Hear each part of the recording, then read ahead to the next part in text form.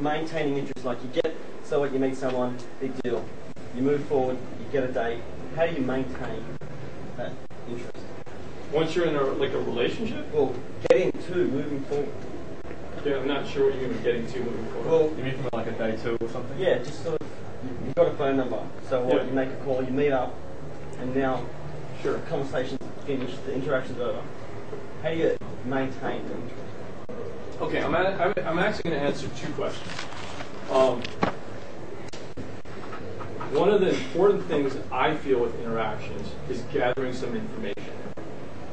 So I think a lot of guys go into an interaction blind. I know this doesn't exactly answer your question, but I don't get that. So what like a lot of guys do is they'll approach a woman, they'll do their thing, and then it won't work out, and they'll leave and think, okay, I'm just not good at this. Right?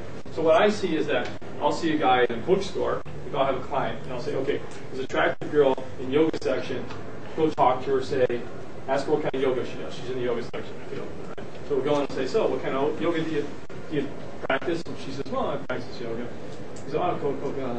And he does everything right, exactly how I tell him. But at some point, she doesn't commit to the interaction. She doesn't actually start talking about herself, right? She keeps herself at bay. And so he can't advance the interaction forward. And what does he do? He gives up, right? He comes back, he beats his head against the plane. I'm going to get this. I should kill myself. What if I kill myself by reading? Okay. So he blames himself, right? But what really happened, and what I do is I'll turn him around and I'll say, look, take another look. What you didn't notice was 5 feet behind you stood her boyfriend. And he's a big fucker.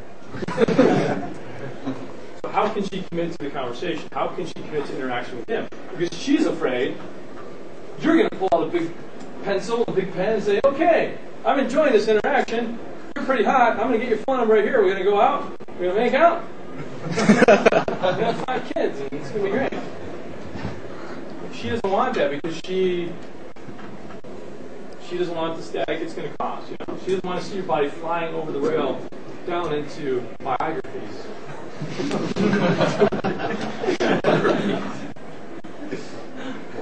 Into the game or something. She's more likely to commit to the interaction if you say to her, and you realize this after going to bookstores, probably some of you have, you ever pick a girl at bookstores or art museums, you say, so who are you here with? And she says, oh, my boyfriend. You're like, oh, which one is he? And you point to somebody that's obviously not him. That biker guy right there? She says, him. And you say, oh, cool. And you wave to him.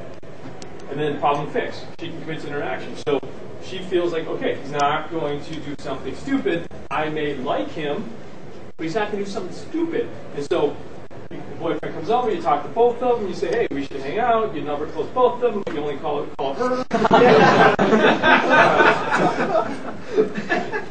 mean, the fact is, attractive women, I realized this a long time ago, attractive women all have boyfriends. If you want an attractive girl, you got to take away from some other people. That's how it goes, right? My girlfriend, I took away from a guy named Calvin.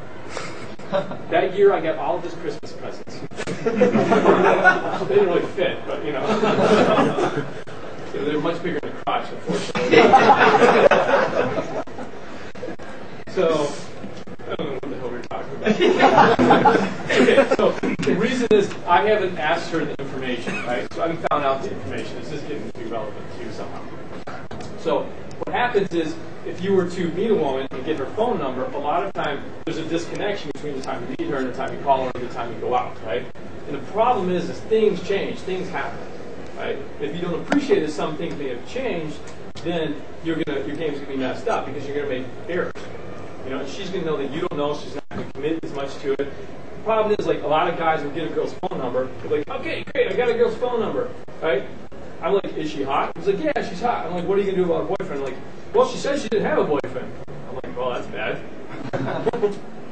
Because she's lying to you. Because she liked you in the moment. She said she didn't have a boyfriend, but she does. So she's going to flake on you. Of